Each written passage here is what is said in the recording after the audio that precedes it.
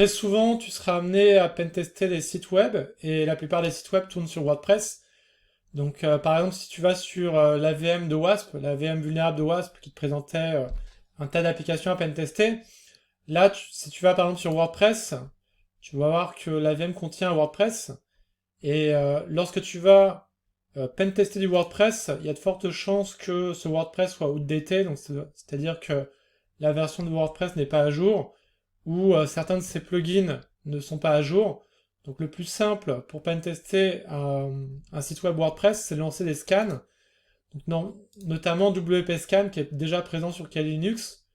Donc pour lancer un scan WP Scan, tu tapes cette commande-là, donc là c'est l'URL de ton site web WordPress, et là tu mets VP pour tenter de récupérer la liste des plugins qui sont vulnérables.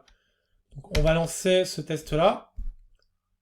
Et en parallèle, on va lancer Nikto. En fait, Nikto, on l'a déjà vu, c'est un scanner de web application, de serveur web aussi. Donc, on va lancer aussi Nikto dessus, parce que Nikto est capable aussi de repérer les failles qui sont contenues dans WordPress. Donc, on lance ces tests-là. Et là, en fait, on voit que le scan de WordPress a été assez rapide. Donc, qu'est-ce que ce scan de WP Scan nous dit? Euh, Il nous dit que la version de WordPress, c'est certainement le 1.5. Et il a repéré l'application MyGallery.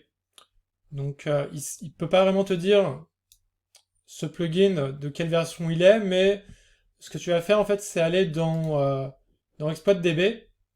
Et en fait, si tu recherches dans ExploitDB MyGallery, tu verras qu'il y a des vulnérabilités qui sont liées à MyGallery dans WordPress. Donc, par exemple, tu cliques ici, puis là, tu as le détail un petit peu de la vulnérabilité. Donc, on ne sait pas si vraiment notre système est vulnérable, mais il te dit que si tu veux tester cette vulnérabilité, tu peux aller dans ce pass-là.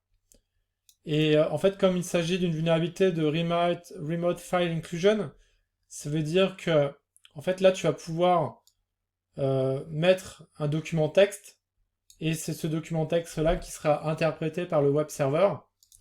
Donc, l'idée, c'est que par exemple, là, tu vas mettre un lien vers un texte qui contient du PHP, et ce PHP-là sera interprété par le web server.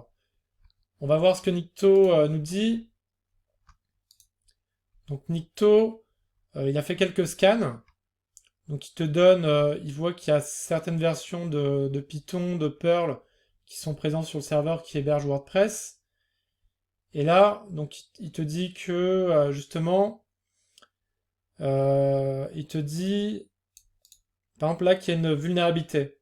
Donc là, c'est clairement la vulnérabilité qu'on a vue dans ExploitDB à l'instant. C'est celle-là. C'est-à-dire qu'on va pouvoir exécuter du code si on fait pointer cette variable-là vers un fichier qui contient du PHP. Donc on va aller sur ce lien. On va mettre ce lien-là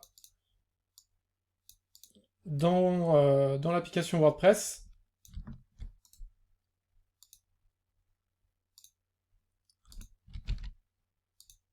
Voilà.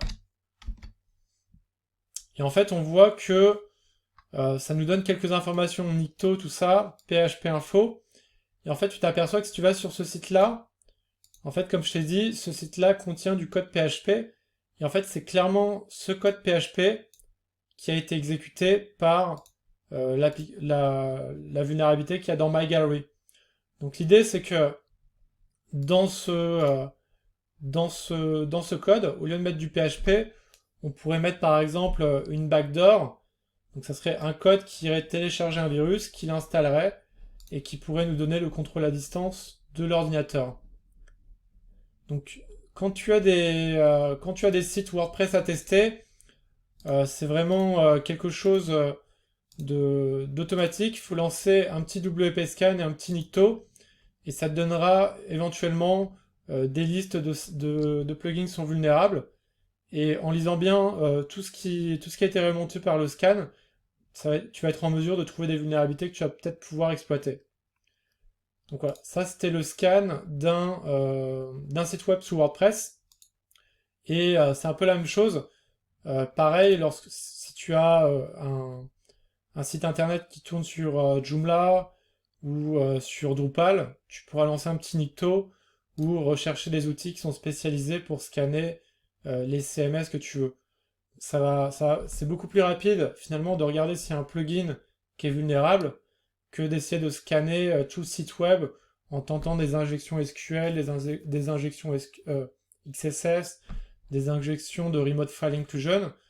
Là, tu te sers de la connaissance finalement de la communauté pour savoir si les plugins qui sont présents dans ton WordPress, dans ton Joomla ou dans ton Drupal, pour savoir si ces plugins sont vulnérables. C'est tout pour ce scan de CMS.